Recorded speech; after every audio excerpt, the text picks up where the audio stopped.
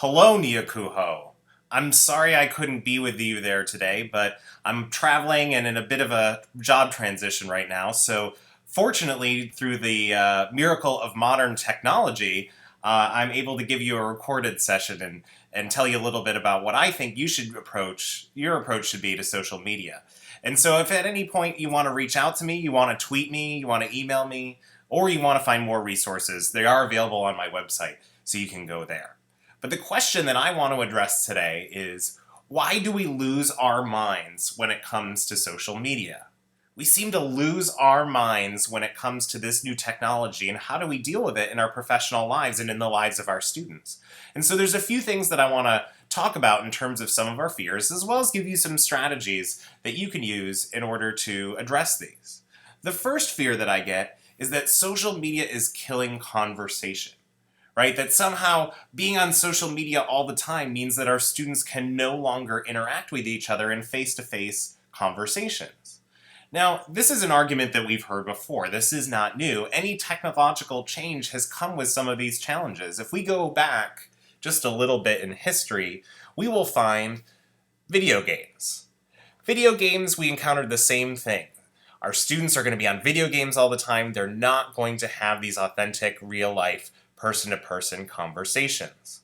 We've also heard this before if you go back yet a little bit further with television, right? Television will corrupt our minds, and we will no longer be able to actually interact in a real world because we're so interested in passively receiving information on a screen.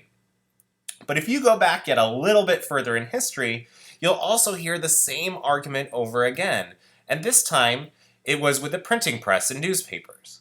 This is a picture that you may have seen. It's pretty popular to be sent around the internet to show how technology is making us quote-unquote less social. And so you see here the folks on the train not interacting with people, and it's all because of the technology.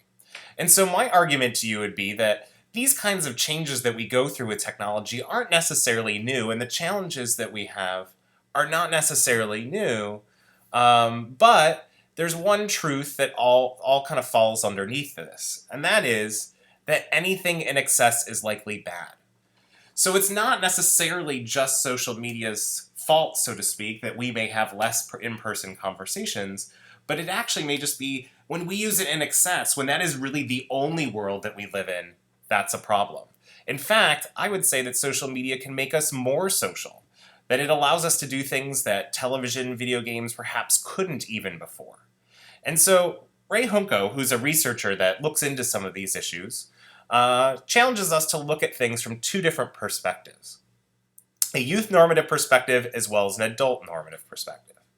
Now myself and most of you probably in this room might come from an adult normative perspective. That would be looking at social media from our lens, looking at it from our point in history and looking at social media in terms of how it fits into our lives. That doesn't necessarily take into account the fact that our students today have grown up with this technology and are actually in a developmental phase and they use it in certain ways. And so looking at it from their perspective means that we have to shift our notions towards that of a youth normative perspective.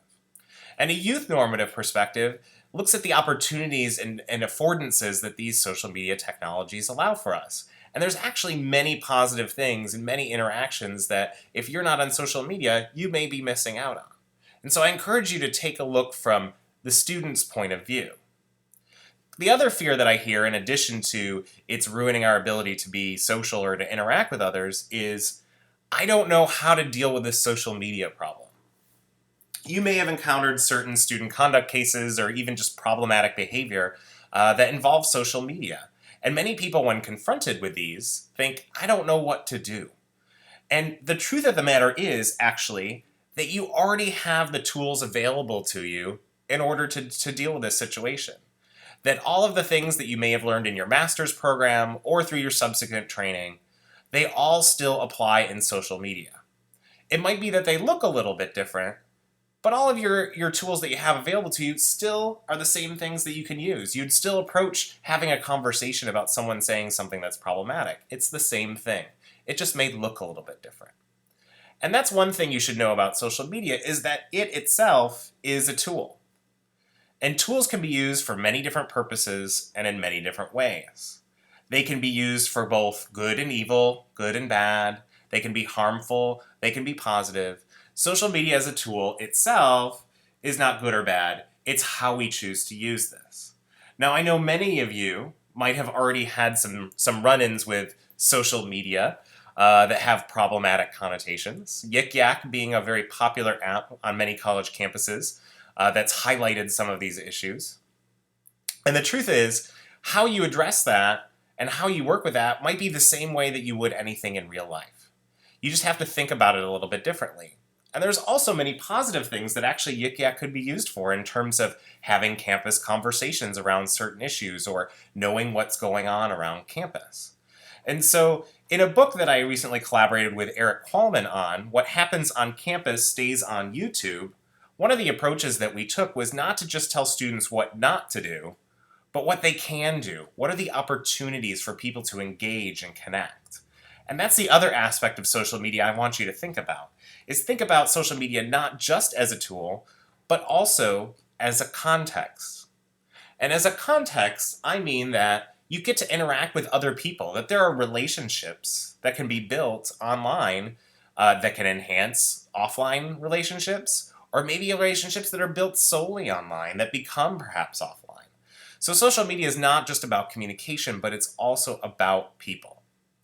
And so when you're thinking about how to engage your students on social media, I understand why you might be fearful. You might think that you're going to step in it at some time. But the truth of the matter is there's a lot of opportunities that you have available to you that you can use to, quote, fall forward in your interactions. How can you make some mistakes and learn from them constructively and perhaps have a lot greater benefit on your students' lives? So if we look at the statistics in terms of college student use of social media and technology, we know that our students are on social media almost all the time, that they are almost all on any form of social media site in their daily lives. And so it's important for us to think about, what is it that we do? How can we engage with our students in productive ways on social media? So what I want to do is give you some practical takeaways that you can use in engaging with your students on social media. The first thing I want to go through is I want you to think about who your audience is. Who are the people that you're trying to engage with and communicate? For many of you, that could be all of your students, everyone on campus. You just want a broad communication relationships with any students that exist on campus. But for some of you, that might be a subpopulation of students. Maybe students in a specific residence hall, or as part of a specific group, or maybe as part of a student organization. You might also use social media as a means of connecting with parents, or maybe even alumni. Or there might even be other stakeholders that could be included in this process. When you're engaging on social media, think about who your audience is first. That's what will guide you. You also need to think about, what are the platforms that you want to be on, or you should be on? And so if we were to pull some statistics that comes from the Pew Internet and American Life Project, you'll notice that Facebook is still far and beyond the most used social network out there. Instagram, coming up really fast, comes in second, followed by Twitter, Pinterest, and LinkedIn. So you might look at these statistics and think, man, I should be on Facebook. But I want you to step back for a minute and think about, what are the purposes of your communications? What are the purposes of your engagement? And then who is your audience and how might they be using these? Because if we actually drill down into some of the statistics on college student social media use, or anyone's social media use, you might find that there's different pockets of people in different places. So right now you're looking at household income comparison and what different platforms people are on. And then what's really interesting is if you look at the last one, LinkedIn, that orange bar there is households making more than $75,000 a year, and they're using it over double those with less than $30,000 a year. Now there's an implication here. LinkedIn's a professional networking site that helps people get jobs. And so if our low-income students are not on LinkedIn, that means they might miss opportunities for advancement at jobs. So if I was at an institution that worked with a lot of low-income students, I may really want to focus on LinkedIn to bump up those numbers in hopes that I can change student behavior. You can also look at the statistics in terms of racial breakup, as well as sex comparison, right? Women use Pinterest more than men. So if I work at a primarily single-sex institution that's made up of mostly women, Pinterest might be a space that I'm going to invest more of my time. And so the moral of this story is to think about not only the platform, but who uses it. And there can also be regional differences in terms of what your students use. So really have conversations with students as to what they use and how they use it. The other thing to think about in terms of platforms is what year is the student that you're trying to communicate with. First year students communicate differently on social media than those in their fourth year. Part of this is developmental, and part of it may be just due to the change in technology, right? That technology moves so quickly that it might be our first year students are experiencing different technologies than even the students just only 3 years ahead of them. So think about where your students fall on this spectrum and how they might use it, both developmentally as well as where they're placed in time. And so that, after you pick the audience and you look at the platform, I want to leave you with a parting idea, which is your gift. What is the gift that you want to give students? An acronym that stands for a few things. The G stands for goal. When you're engaging on social media, what's your goal? What do you want to accomplish? Be clear in what you want this outcome to be. It may be that you just want to be helpful, that you want to provide information to students, or maybe you want to highlight them and be a champion of their success and help promote the institution. There's a lot of different goals one may have when engaging on social media, and if you're clear on those, that should help guide you where you should go. The next letter, identity, is who do you want to portray yourself online? When you're talking with students, are you going to use the royal we? Am I talking to a general department? Or am I talking to an individual?